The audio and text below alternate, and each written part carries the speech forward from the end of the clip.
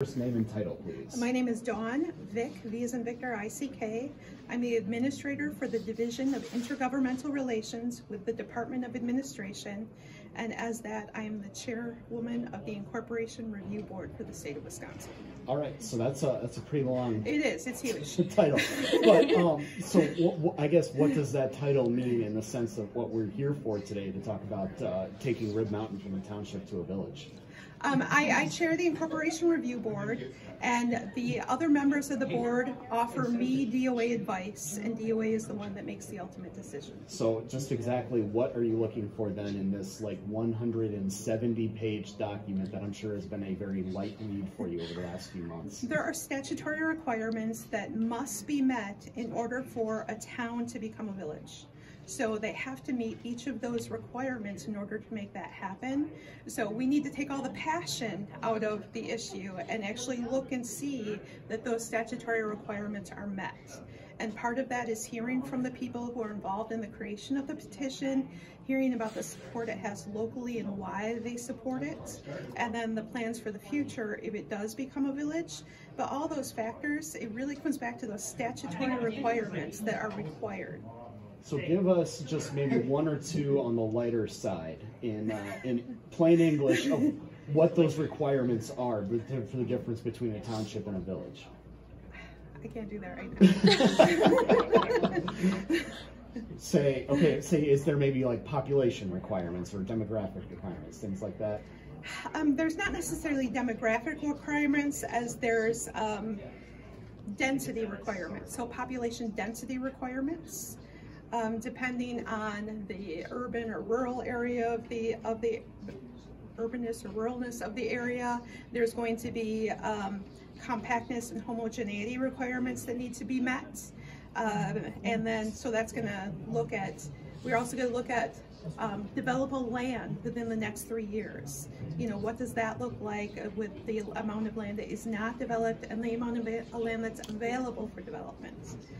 You know, it also talks about services. So if we look at services that are offered within the town right now, would those lend themselves good to be a village? So we look at those existing factors as well. And then I guess, what is the process going forward? What are you hoping to achieve, I guess, tonight? And then what is the process going forward? You mentioned this is the beginning of a very long process. So our ultimate determination is due May 6th, according to state statute. So from the date we receive the petition, we have a certain amount of time to review it and come to a decision.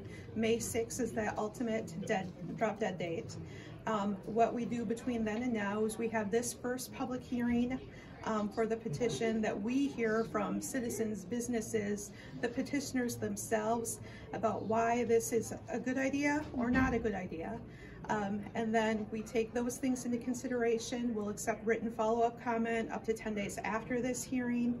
There'll be a second hearing in which we will have done more evaluation of the petition, and we will talk about what our evaluation is showing, how we've rated those statutory requirements versus what's in the petition. What do we need more information on? So that's the next hearing that'll be in a few months. And then after that, there's one final meeting of the Incorporation Review Board where we review it with the board members, and they give me advice whether they believe the petition should be accepted or denied. How many times a year do you do this? You know, more often than we would expect? I would say it's once or twice per year. Okay. So it's something that is common in Wisconsin, but it's not something you see every day. Correct. Okay. I believe last year we did 2. All right. I'm good if you're good. I guess if this goes through and if this is approved, what does that mean for, I guess, the village rather than the town? Well, if they become a village, they will no longer be able to have their territory taken away by annexation from other larger cities. So it really protects their borders. Gotcha. So it would protect them from annexation by, say, the city of Wausau. Correct. Okay. Yes, they wouldn't be prone to lose their tax base anymore, which is their highly developed, eastern side of their town. Gotcha.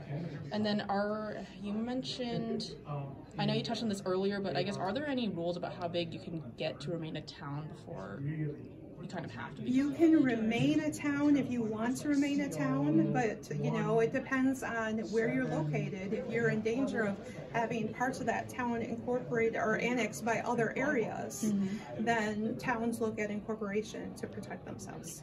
Gotcha. And then I guess how does that incorporation process work, or is that something you can explain, or?